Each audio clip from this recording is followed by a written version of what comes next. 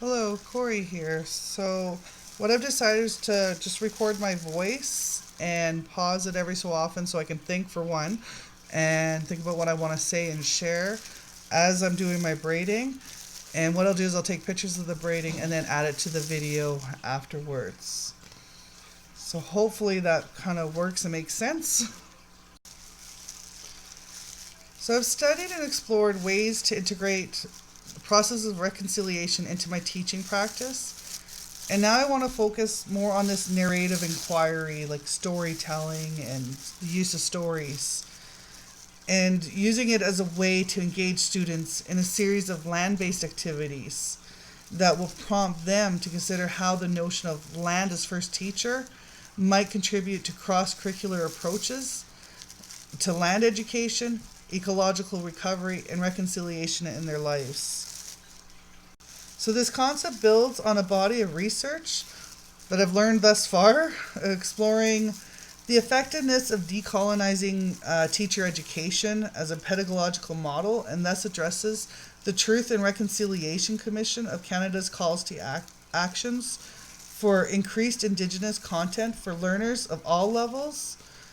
Furthermore, I believe Land as First Teacher attends to the urgent need for reconciliation that runs deep in our country. It promotes mutually respectful relationships between Indigenous and non Indigenous peoples. So I was naive in thinking the more knowledgeable I become with respect to Indigenous pedagogical frames, the more confident I would become. Because I find this is not actually the case. In fact, the more I learn, the more cautious and insecure I become about which materials are appropriate to bring to the students' lines of inquiry. Um, I know research has even shown that my personal ability to fully connect with Indigenous knowledge frameworks is going to be problematic, like due partly to my upbringing. I definitely have half of my upbringing was in a Western concept, and my educational background, as that too was in the Western perspective. I also know my lack of Cree language and the understanding of the language is going to be problematic. The Indigenous language, it has a fluidity and emotion, and it's manifested in its distinctive structure. So, land is essential and central to any discussion regarding decolonization and reconciliation. I find it's a starting point, both geographically and epistemologically, from which educators like myself can draw awareness to dominant discourses and challenges, embedded issues of colonialism.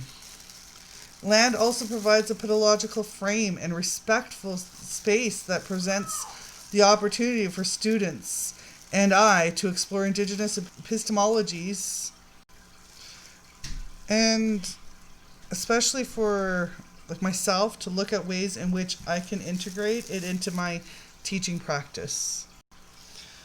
So land-based pedagogies have the potential to create an educational space within which students can acknowledge and learn from the foundational knowledge of the traditional territories on which they work and reside.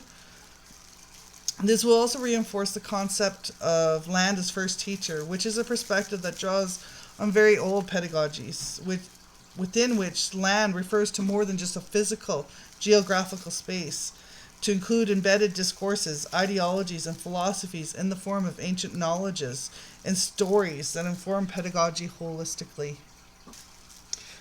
So, by using this whole perspective, the notion of land as first teacher seeks to balance the physical, cognitive, emotive, and spiritual elements of human interactions with and within learning environments. This includes ancestral, historical, and present knowledge, as well as knowledge yet to be recognized.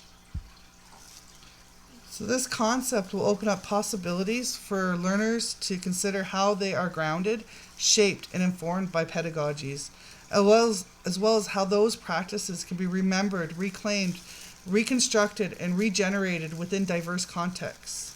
So, land becomes the curriculum. As a student enters into the environment to explore and gain knowledge and understanding of how to be in relation to land, They strengthen their connection to it.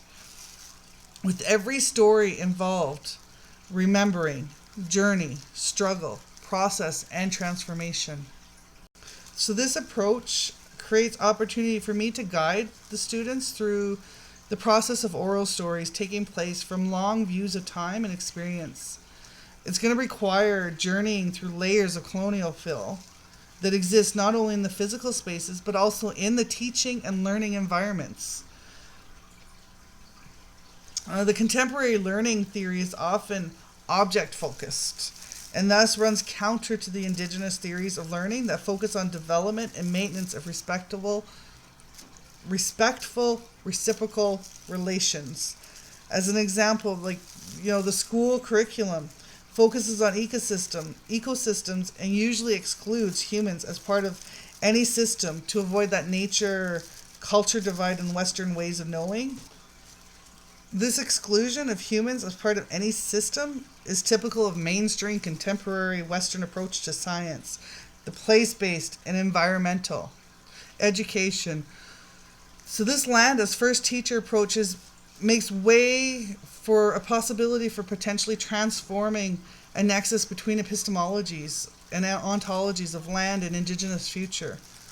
The realization of this transformation requires engaging with land-based perspectives and desettling the settler colonialism that is hidden just below the surface. It's right there, of educational environments that engage learners in contemplating the land and all people. So this process will make visible the history and changes of the land in which we live as stories are unearthed and colonial fill is removed.